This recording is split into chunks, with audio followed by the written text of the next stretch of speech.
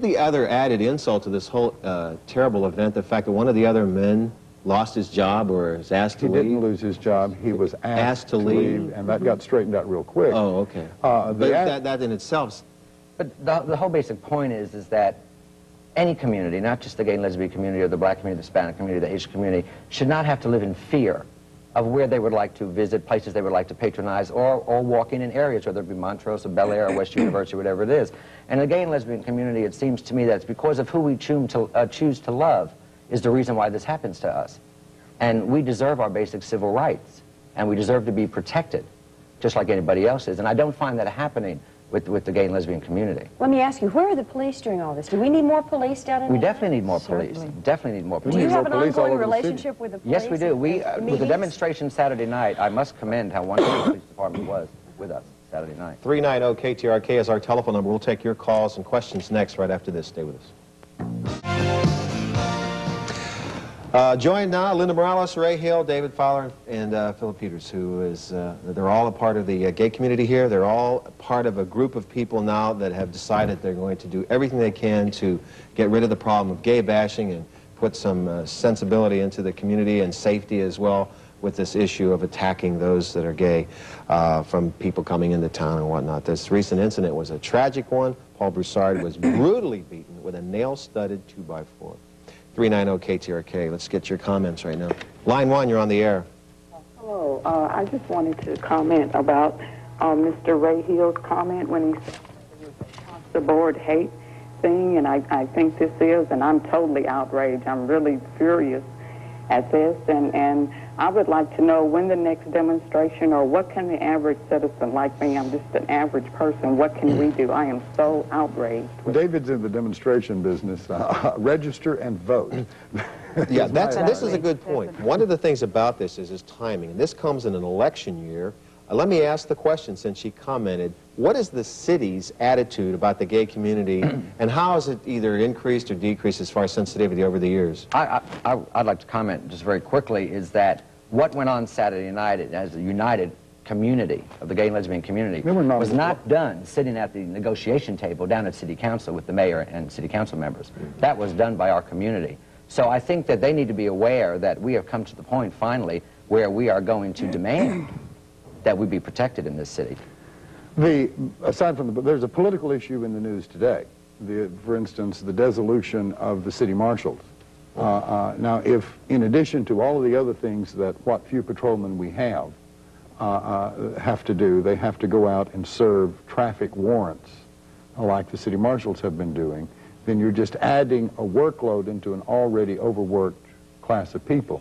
I think it's very important politically that people notify City Hall and say, look, we don't have enough police officers. They've got too much to do already. Don't burden them with the city marshal's duties, just to keep that load off of them. I understand Captain Adamson of Central Patrol's problem.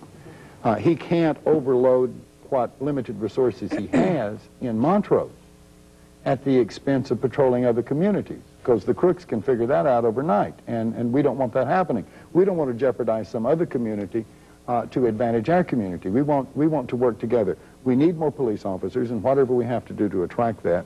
We need police officers to do serious business and not do marshal's work. And if everyone would join us on that, the police really can't protect us. It's our job to protect ourselves, but they can certainly apprehend those who would assault us. I think the caller was also asking about a phone number she could call. So if David, is there a phone number for Queer Nation that we could give her? Yes, it's 529-0100 is the number they can call and leave a message. 529-0100. Let me ask you, because one of the boys who was a friend of Paul's came to Houston because he thought he would be protected here. There was more tolerance in this city. If you look across the nation, since you have 40 chapters nationwide, is Houston, the Houstonians tolerant of gays compared to the rest of the nation? No, definitely is it, not. where would it fall in the nation? San Francisco? San Francisco, New York, L.A. Are more tolerant than... I would think so. What about our population as a big city? I mean, what do we actually, rank? The gay and lesbian population, I would estimate at 150,000. Now, that's not the visible community. Mm-hmm. That is probably... said earlier the visible community was about 30,000. 30,000 visible. In Houston. Line 2, you're on the air. Good morning. Good morning. I'm a lesbian and also a Montrose resident, and in light of the recent gay bashing incident and also the public comments that you had in the beginning of the show, I want to know what the gay and lesbian community can do to further what I feel is a sense of equality that all people should have in the nation. I mean, I know it's kind of a broad question. It's pretty scary, but Harvey Milk best expressed it. You must come out. You must come out with your family, though it'll cost some of you your family relationships, your blood clan weren't your family, if that's true. You must come out to your friends, and they'll stick with you if indeed they are your friends. You must come out where you work and go to school. Only by becoming more visible will those who hate us realize who we really are. We're their brothers and their sisters, their employers, their doctors, their lawyers, their friends. Line 1. I was there Saturday night, and first of all, there were more than 1,000 people there. There was more like 2,000 or 3,000 people. I don't know where you've gotten the 1,200 or 1,000 people figure. We didn't come up with that figure. No. And the question I have is, what's the status of the suspects? We know that 4 people were brought in over the weekend, but at least 1 has already been released, and there were supposed to be 8 or 10 involved with the attack. What's happened with them? I think they're all released now on bond. They can afford bond. It's not a surprise to me that they're out on bond. We have ties on them all. Okay, well, let's say Paul Dillon, 22, was one of the ones that was charged. He was on probation? Yeah, he was on a deferred adjudication drug offense, I think, out of Dallas. And he may have a little more difficulty getting out than the others. We've got 4 people charged with very serious crimes, attempted murder and murder. The rest of them, charges are pending. The Houston Police Department is doing everything they can to convince the district attorney's office to place charges against everybody. Final call for telephone numbers if you'd like to give a couple for people Queer Nation is 529-0100. Houston Gay and Lesbian Political Caucus is 521-1000. Or the Gay Lesbian Switchboard phone number, and I don't know that number. 520, never mind. Anyway, Gay Lesbian Switchboard, and they certainly can look that number up. Report all police attacks. All attacks. It must be reported. Report to the police. That's the important thing. Document. I reported my attack. I initially decided not to.